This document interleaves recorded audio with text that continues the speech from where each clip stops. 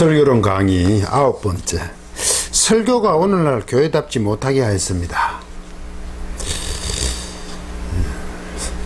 설교가 교회답지 못하게 하였다고 하면 조금 의아하실 것입니다. 예배에서 가장 중요한 것이 설교인데 무슨 말이냐고 하실 테니 말입니다. 만약 가장 중요한 역할을 하는 설교를 제대로 감당하였다면 오늘날 교회가 튼실하였어야 합니다. 왜 설교가 교회답지 못함의 근거인가? 닿지 못한 근원을 찾아보겠습니다. 성도에게 있어서 신앙과 삶의 기준은 성경이죠. 성경이 기준이죠.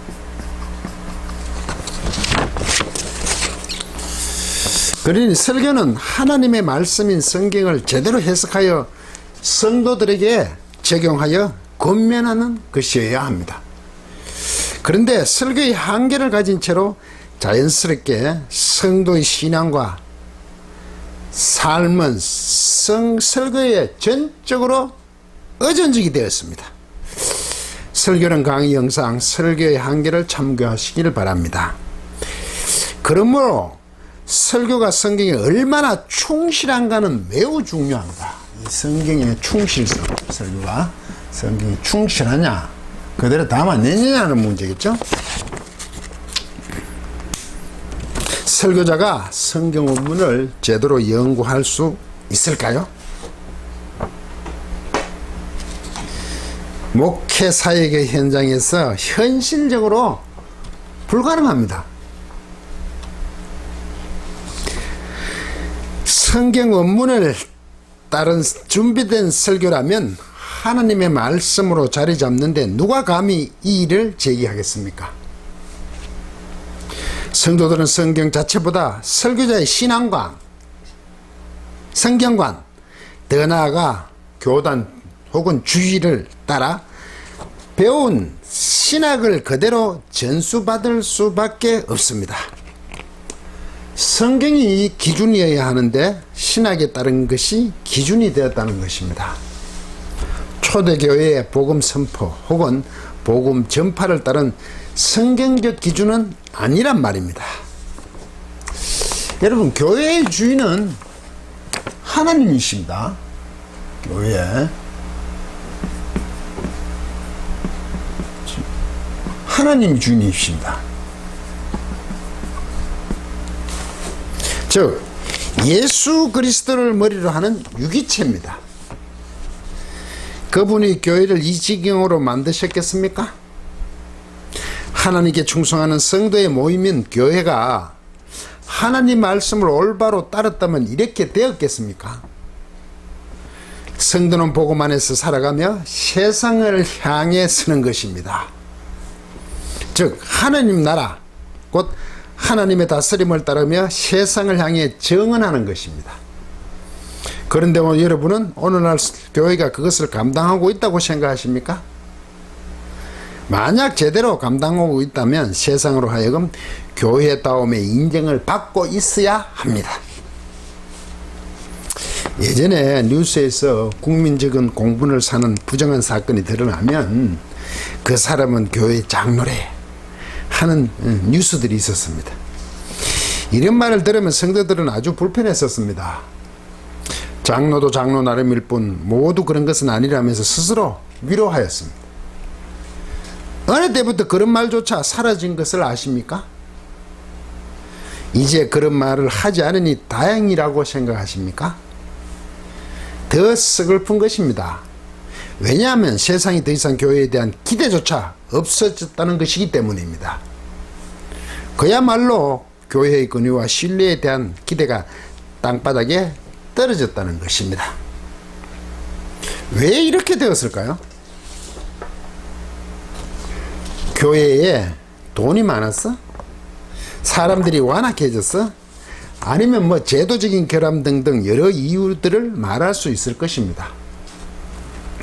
그런 이유의 근원을 무엇으로 보는가 하는 것입니다. 여러분 하나를 꼽으라고 하면 무엇입니까? 그 근원. 저는 주저하지 않고 설교라고 합니다. 설교가 그는 이렇게 교회가 이렇게 된 것, 오늘날 교회 모양, 설교가 그는니다. 설교가 그렇게 했다니 조금 이해가 힘드십니까? 설교할 수 있는 권한, 설교권은 전적으로 목사에게 맡겨진 직분으로 어느 누구도 견제할 수 없는 특권입니다. 설교 특권이죠. 이 설교권 아무나 설교할 수 없잖아요. 교회에서 이게 특권이 되어버렸죠.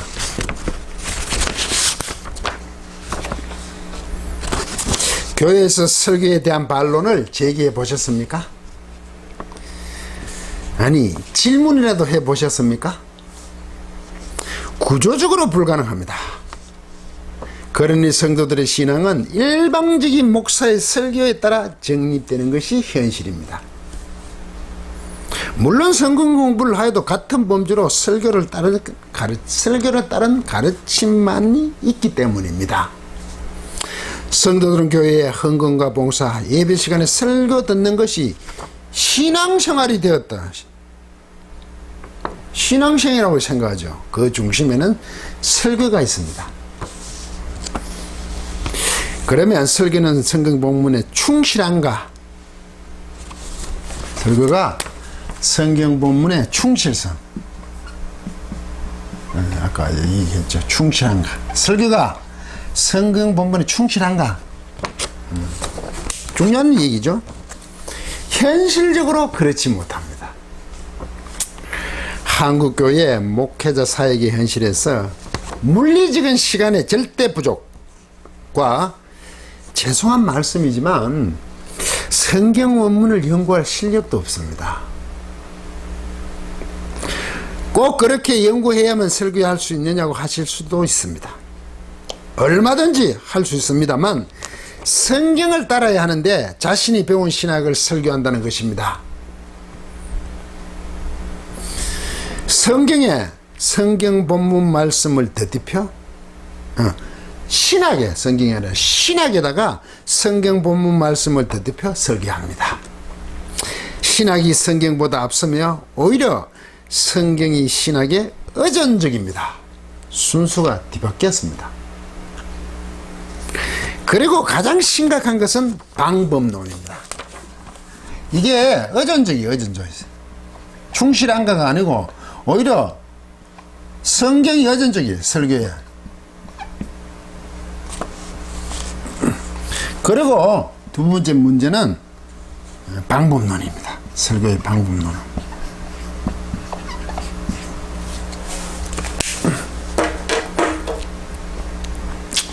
이 방법론으로 설교가 가버렸습니다. 얼마나 성도들에게 감동을 줄 수 있느냐?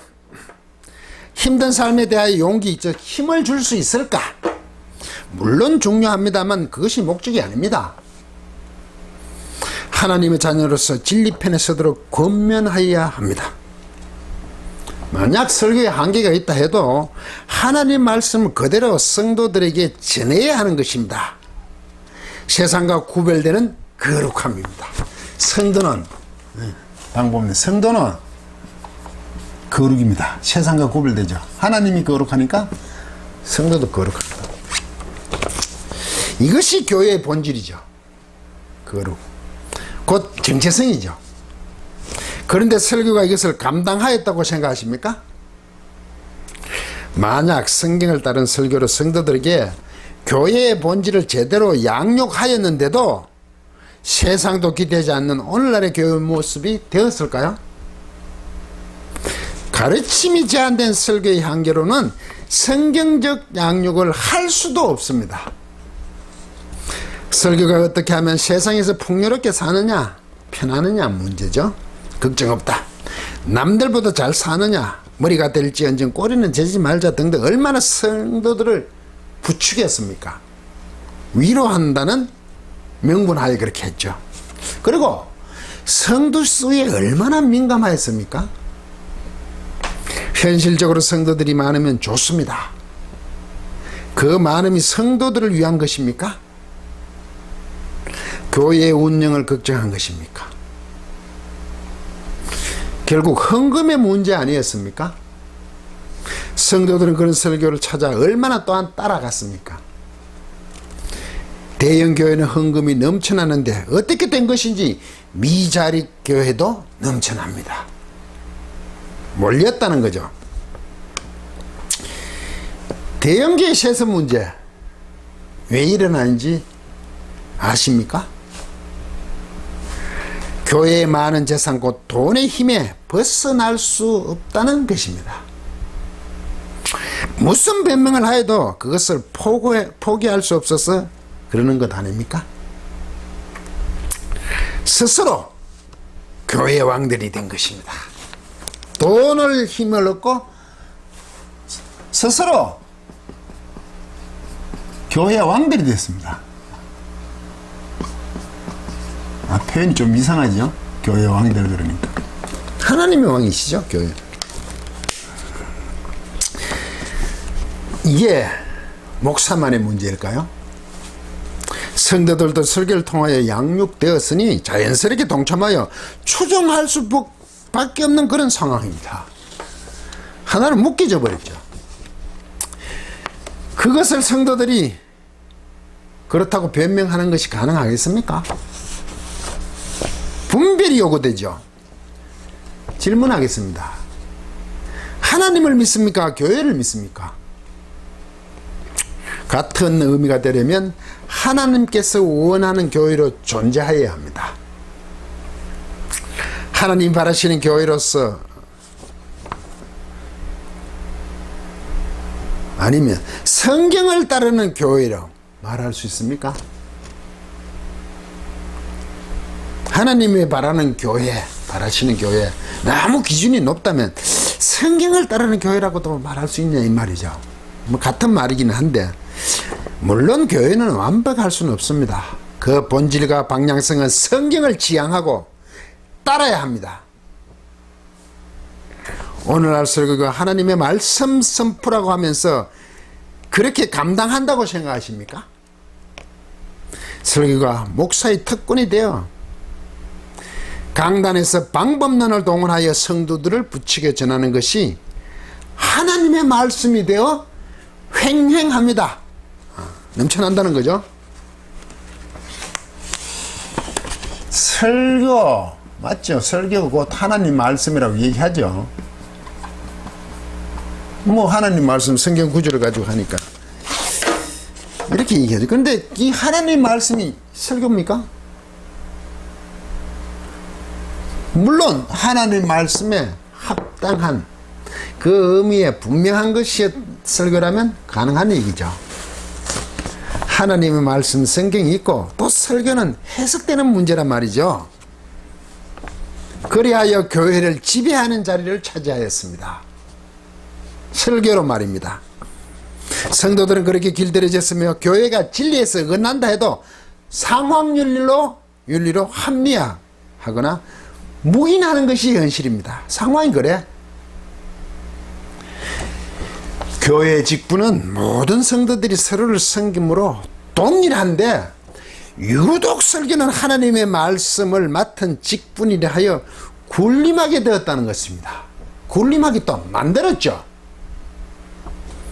설교권으로 스스로 교회의 왕들이 되어 성도에게 충성은 하나님께 하는 것입니다. 중요한 얘기입니다. 충성, 성도에게 충성 하나님께 합니다.